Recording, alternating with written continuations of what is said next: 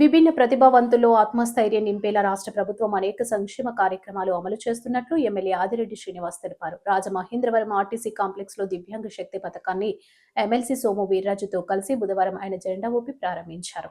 ఈ సందర్భంగా MLA Adireddy Srinivas, MLC Somu Veerraju విభిన్న ప్రతిభావంతులతో కలిసి బస్సులో ప్రయాణించి వారి సాధక బాధలను అడిగి తెలుసుకున్నారు. ఆదిరెడ్డి మాట్లాడుతూ విభిన్న ప్రతిభావంతులకు కూటమి ప్రభుత్వం ఉగాది కానుకగా ఈ దివ్యాంగ శక్తి పథకాన్ని ప్రారంభించినట్లు తెలిపారు. ఈ పథకం ద్వారా దివ్యాంగులతో పాటు వారి వెంట వచ్చే సహాయకులకు ఆర్టీసీ బస్సుల గురించిన కేటగిరీల్లో 50% టికెట్ రాయితీ కల్పించనున్నట్లు పేర్కొన్నారు. దివ్యాంగుల సంక్షేమం కోసం రాష్ట్ర ప్రభుత్వం అనేక పథకాలను అమలు చేస్తోందని తెలిపారు. సోము వీర్రాజు మాట్లాడుతూ దివ్యాంగుల సంక్షేమం, గౌరవానికి కూటమి ప్రభుత్వం కట్టుబడి ఉందన్నారు. అనంతరం తిలక్ రోడ్లోని ఎమ్మెల్యే నివాసంలో దివ్యాంగులకు ఆత్మీయ విందు ఏర్పాటు చేశారు. Deputy commissioner RMC S Venkataramana, secretary Shailajavalli, APSRTC depot manager K Madhav, PRO BS Kumar, SMAV Rao, కూటమి నాయకులు కుడుపూడి సత్యబాబు, మజ్జి రాంబాబు, అత్తి సత్యనారాయణ, కాశీ నవీన్ కుమార్, నక్కా చెట్టిబాబు, వర్రి శ్రీనివాసరావు, పిక్కి నాగేంద్ర తదితరులు పాల్గొన్నారు.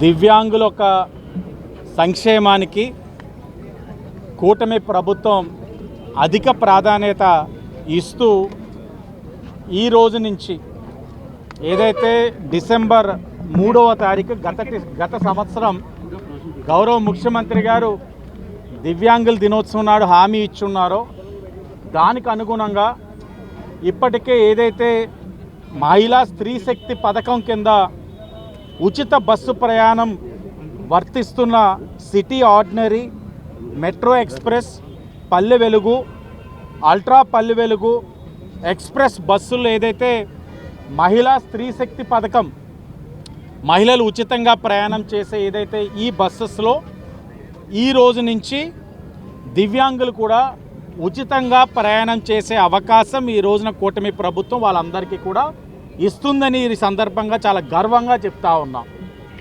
మనం గమనించవచ్చు, దివ్యాంగుల ప్రయాణం చాలా ఇబ్బందికరం. అలాగే వారు ఒక్కరే ప్రయాణం చేయలేరు, వారితో పాటు ఎవరో ఒకరు అటెండర్స్ కూడా వారికి తోడుగా వచ్చే పరిస్థితి. కాబట్టి ఈ ప్రభుత్వం మానవతా దృక్పథంతో వారికి ఉచిత ప్రయాణం ఇస్తూ వారి యొక్క అటెండర్స్ ఎవరైతే ఉన్నారో ప్రయాణం వారితో చేస్తూ ఉన్నారో వారికి కూడా ప్రయాణ ఖర్చులో 50% రాయితీ ఇస్తూ ఉన్నారని అనేది కూడా ఈ సందర్భంగా తెలియజేస్తూ ఉన్నాం.